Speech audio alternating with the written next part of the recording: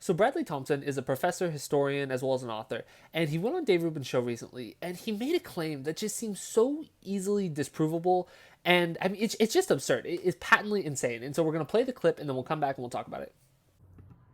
Mentioned. First, Donald Trump is not a paragon of personal moral virtue, but on the other hand, no politician in my lifetime, in fact, I would say of the last 70 years, has done a more important job of going after the deep state. The deep state is something I think that is real, and the deep state also includes the mainstream media.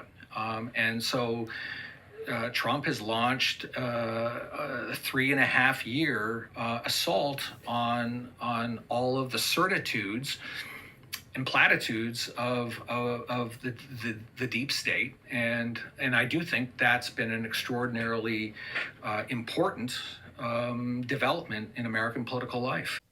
So I mean, it just seems.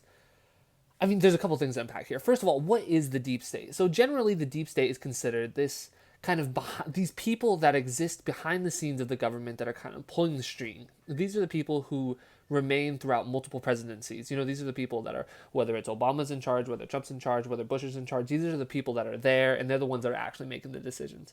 And so generally, these people are considered to be like lobbyists, the people that donate to campaigns, you know, members of the CIA. These are the people that are generally considered members of the deep state. Now, normally, I've never heard someone say that the media is considered part of the deep state, and I don't really see how that follows through with generally what is considered to be the deep state, because it is supposed to be the people who are actually making the decisions. And I think that obviously, no one would say that the media doesn't, you know, have a huge impact on politics, but to say that they're actually the decision makers, I feel like that's just like a different thing. That's a different entity. And so now let's talk about what Donald Trump's relationship to what is normally considered the deep state has been. And I mean, just looking at the people that he has appointed to his cabinet, I mean, he has been one of the most deep state friendly presidents that we've had in recent years. I mean, you can look at John Bolton. He appointed John Bolton to his cabinet. John Bolton said to a classmate when he was in Yale that his goal was to be the highest ranking non-elected official in the country. That's about as deep state as you can get. That is about literally, he's like, I want to as much power as possible while having no democratic accountability. That is not John Bolton. And I get it that he's left the administration, but he was someone that that Donald Trump made a part of it. There's also Mike Pompeo, former director of the CIA, pretty deep state. Steve Mnuchin, a former employee at Goldman Sachs, went to Yale as well. This is also someone that would be considered like a deep state guy.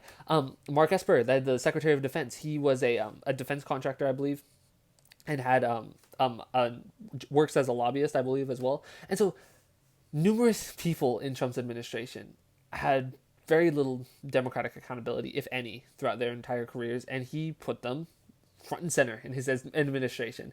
And these are people that would normally considered like just already part of the quote unquote establishment.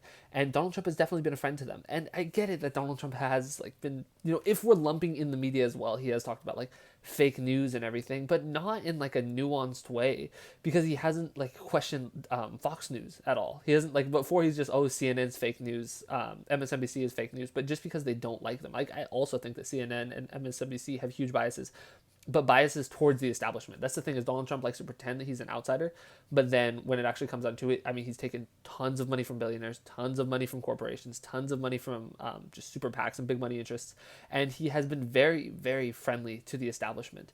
And so, like, it's not, I don't see, and you can really tell that this guy really doesn't have a firm grasp on what he's talking about, just because, I mean, he doesn't actually give any reasons, any like meaningful ways that Donald Trump has combated the deep state. And ways that you would combat the deep state is, you know, lessening the power of lobbyists, for example. That would be, you know, changing the way that we do campaign finance. That would, because then you don't have these people that are like behind the scenes, and also just making things more visible, more open.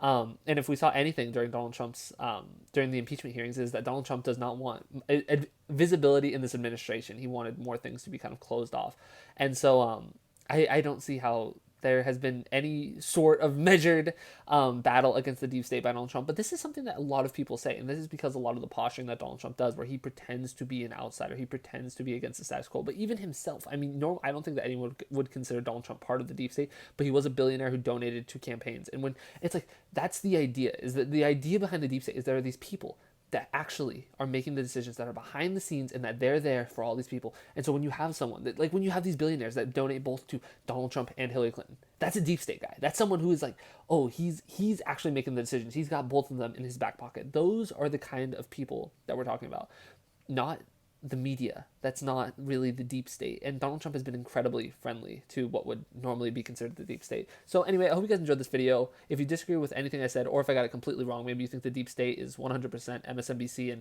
and Vice, that's what the deep state is, please let me know. And also, if you like this new format where like I'm kind of like talking like this, let me know. Other than that, I hope you guys enjoyed this video. If you disagree, make sure to comment down below. But if you enjoyed, make sure to like and subscribe, and have a great day.